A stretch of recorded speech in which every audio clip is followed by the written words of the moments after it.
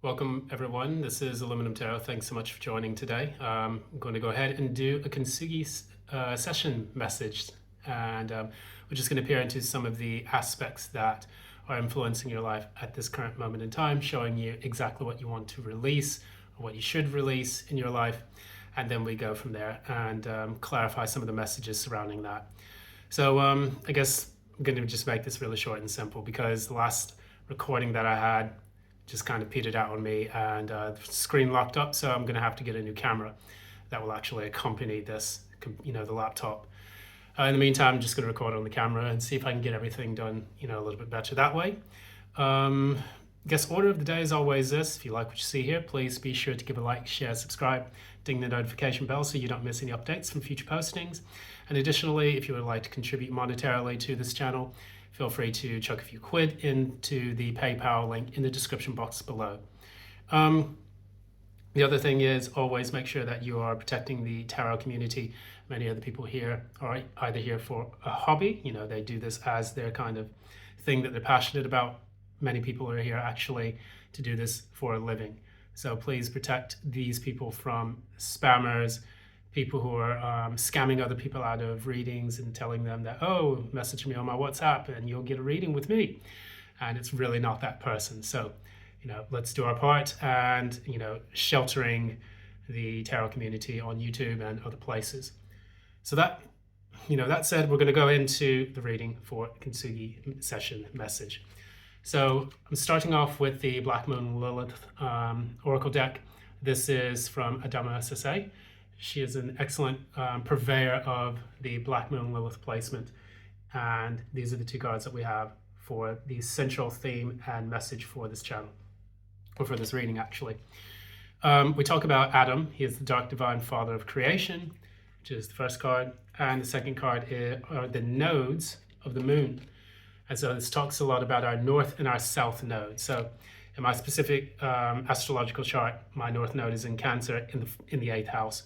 My south node is in Capricorn in the 2nd house.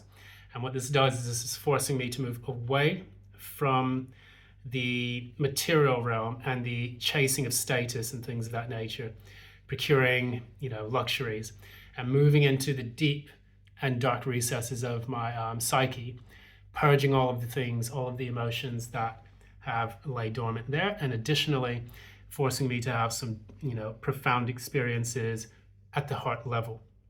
So this can be quite daunting and quite difficult for people who have, struggled through life, and especially with the Black Moon Lilith that, conjunct my ascendant, which is the reason why I like this deck very, very much and decided to explore it. It forces you to experience this through kind of brutal circumstances that can make life seem a bit daunting or frustrating in that nature. With these two cards, what it shows me is that you have the father of creation, and what you're trying to do is you're trying to work on creative projects. You're trying to take command of your life. You can see this character as kind of the emperor in some ways. I think it's card number 15. So 1 + 5 is 6. This is creating harmony through the individual self and the changes that you experience. 1 + 15 is, the equivalent of the number of the devil in the tarot. And this forces us to, purge ourselves of the things that we have that are toxic qualities, toxic belief systems, and things that no longer serve us. And we're trying to move away from that into the Tower moment, which is a kind of a massive reshaping and reconfiguration of our life based on the need to shed a lot of those old behaviors and habits out. So moving forward, we talk about Adam as being the father of creation. You are now taking the reins of your life and you are trying your best to move forward and to embark on a new creative adventure. And with the nodes of the moon, we are talking a lot about exploring that which is aligned with your true nature, or the nature that you are trying to explore in this lifetime. So for me, it's Cancerian. It's about personal experiences. It's about shedding the old and the dead. It's about having kind of painful, in some ways traumatic experiences, but being able to persevere through that and shed the old, disqualifying beliefs. So in yours, however it resonates with you, I implore you to look at your chart and try to find out exactly where your north and your south node are located. And this will give you a bit of a better picture as to how this reading would resonate to you. And yeah, moving straight into it, what we have here, the first card that kind of extrapolates from this reading, we have the Ace of Wands in the reverse. And with the Ace of Wands in the reverse, this talks about times in which we either had a false start with something or we lost passion with something. And for those people who are feeling as if life is a bit of a slog and you're trying your best to find something that you are deeply passionate about, this asks you to explore that, because the only way that we're going to be able to become that divine father of creation, whether you're male or female, is to find that spark of passion and ingenuity, which is what the Ace of Wands represents in the upright. So by doing so, you can then finally start to take a look into what it is that you can put your energy into, that you can build to create something of lasting substance. So even though, for example, in my case, in the past lifetimes that I've had, which is very Capricorn orientated, I may have had like chased wealth and status, looked for a lot of jobs, tried to prove my individual worth in the eyes of other people. Now it's all about learning it within the self. So whatever it is that we set out to create in our lives, which everyone creates something, whether that's chaos, whether that's, an empire, anything, we are creative by nature. It's just a matter of how we direct that energy, so that way we can create something where people can remember us by. Once you find that Ace of Wands in the upright, you can then try to resolve this card here. So this card is the Ten of Pentacles in the reverse. If you have that lack of passion, it's going to lead to that kind of inability to create a legacy, or even sometimes it can lead to a fall from grace. So if you are, indulgent or things of that nature, you're not able to direct your passions towards something that you're going to be able to build and stick with, and to build of high quality and standards, that will lead to that Ten of Pentacles in the reverse. And that's what you don't want when you try to explore something. So if you want to build a business, but then you don't, per se, have a passion within that business, maybe it's something that's family owned and you're like, I'm not really sure if I want to continue building this, it will lead to that Ten of Pentacles in the reverse. You will not be able to realize it to its full potential. If you are doing a job that feels, boring, and it doesn't allow you to explore other aspects of your life, it can lead to that fall, it can lead to that monetary or status orientated fall from grace as well. So in order to put that into the upright, you have to put the Ace of Wands into the upright, and then you can finally start to see how one will lead to the other. So find what you're passionate about, and then move towards that. And then you can have that Ten of Pentacles, family, status, things of that nature. On the other side, the other 10 that we're faced with the Ten of Wands in the reverse. And opposite of that is the Death in the reverse. So looking at these two dialectics here, looking at this dialectic here, the second one that we're exploring, the Ten of Wands in the reverse is about dropping or releasing a burden. In some cases, depending on how the cards are read, it can talk about how we hold on to things for so long that it can be the straw that broke the camel's back, literally in this card, because we are speaking of wands. But in your case, it's about letting go and releasing something that has been a burden or a very testing or trying situation, that you can then release that and then allow for this death to occur. So once you release the burden, then you can finally let go. If you do not release the burden, that's when the Ten of Wands becomes overbearing, and it's like you're carrying the weight of the world on your shoulders.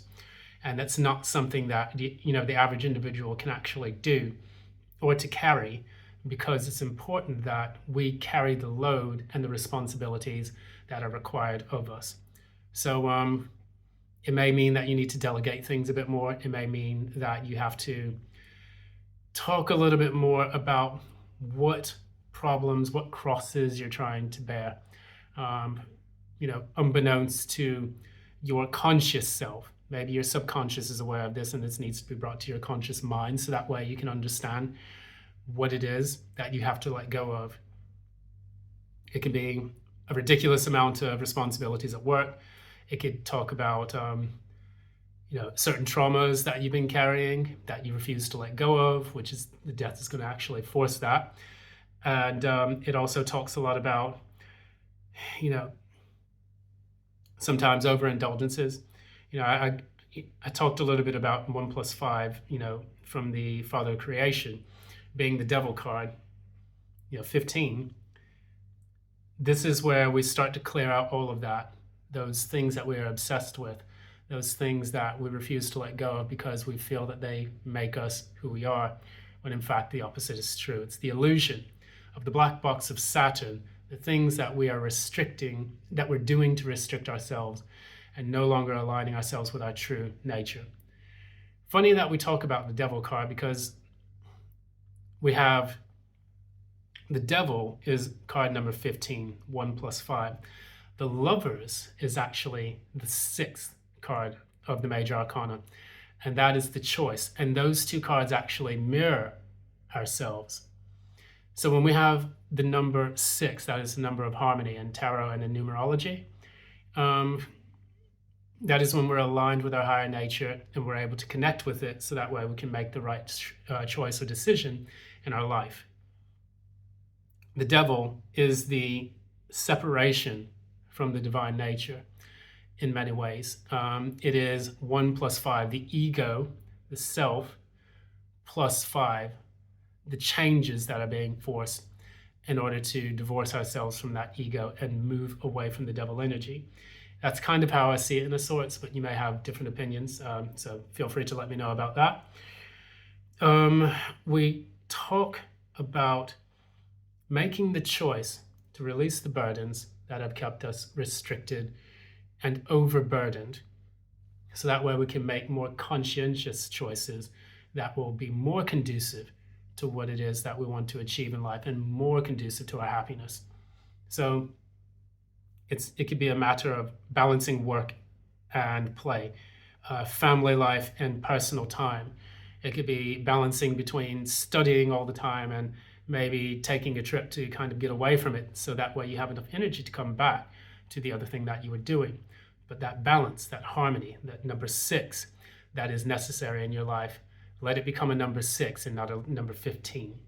So that said, we'll move on to the last set of cards, the last dialectic within this. We have the Ace of Pentacles, which is indicated here, and then the Hanged Man, which is indicated here. The Hanged Man is always about stepping back, putting yourself in an uncomfortable position in order to gain enlightenment. And this is another restrictive card. This tells us a lot about where we need to put ourselves into a situation in order to gain clarity or insights, and maybe a period of waiting. This is a Piscean card, so this is all about the 12th house, where we're forced into a period of reflection, even if it's very uncomfortable and there's no known outcome for it. So Pisces is very much the unknown. It's basically where we all go when we die. And after that hangman period, we can then move into, I believe it's card number 13, that is death. So the hangman, and then you have death, and then after that you have temperance, which then talks about experimenting a bit and trying to regain balance. So without going too much into the major arcana and the procession of that, the fool's journey as they call it, Ace of Pentacles means that you're building something, or you're taking the opportunity to build something of stability. You're finally grasping the first straws that will be very, very helpful for you to build this monumental legacy that you want to create. The hangman, however, can sometimes feel very stuck in trying to understand where that's going to go. And when we are stuck, it's very hard for us to plant that seed because we need to know exactly where it's gonna need to go. Where do we plant this? Do we plant it in the barren desert? Do we plant this in a lush forest? Or do we plant this in our backyard or our garden? And we need to kind of ascertain how we're going to take this opportunity, as all aces are opportunities. With the Ace of Wands, it's an opportunity for a new start in a creative endeavor. And with the Ace of Pentacles, it's a new start in something very pragmatic or practical. And because you have these two aces here, there's a lot of fire, there's a lot of earth in these cards. But then you do have these two water cards, which is Hangman and Death. And those are major arcana. So it's almost like saying, and this is how I interpret it, it's almost like in order for you to really get on the path that is necessary for you, you have to release a lot of the things that you think you need to do and go within into that watery unknown, that abyss, which is going to help you to just explore and discover your true calling, your true vocation. And so with this Kintsugi session, you know, this is more so geared towards a person who's going through a career change, I feel. Maybe someone who is, you know, kind of at a bit of a financial crisis within their life, or they are exploring new avenues that they can take in order to build a more fulfilling life. Maybe you're at, you know, the middle part of your life and you want to go into a new career field. This can help you quite a bit to explore that. Additionally, if you felt that it's very difficult for you to find a job in this field, this can tell you a lot about how you can grasp new opportunities in order for you to do that and explore new ways to make money.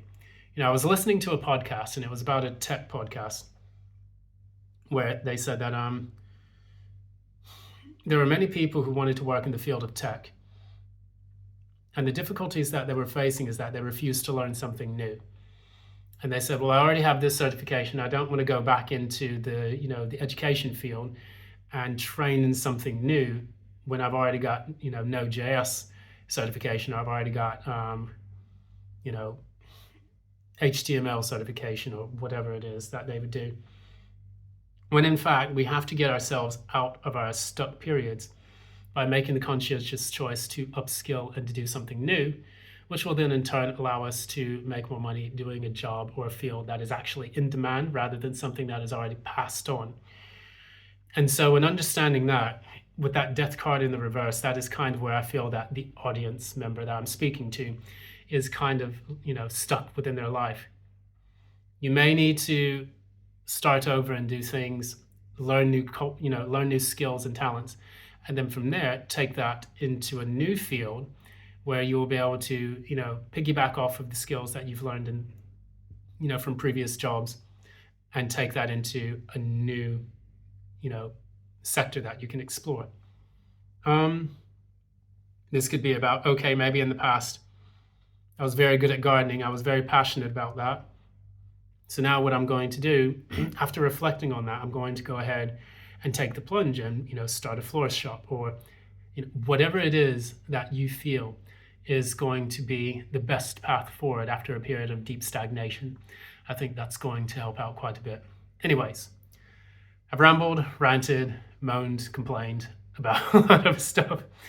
Anyways, I hope that you found this useful. This has been the Kintsugi Session, and this is Aluminum Tarot. Thanks so much, as always, for attending these sessions with me on the good old YouTubes. And if you like what you see here, please be sure to give a like, share, subscribe, ding that notification bell so that you don't miss any updates from future postings. And additionally, if you would like to contribute monetarily to the channel, feel free to drop me some quid and the PayPal link below, in the description box below.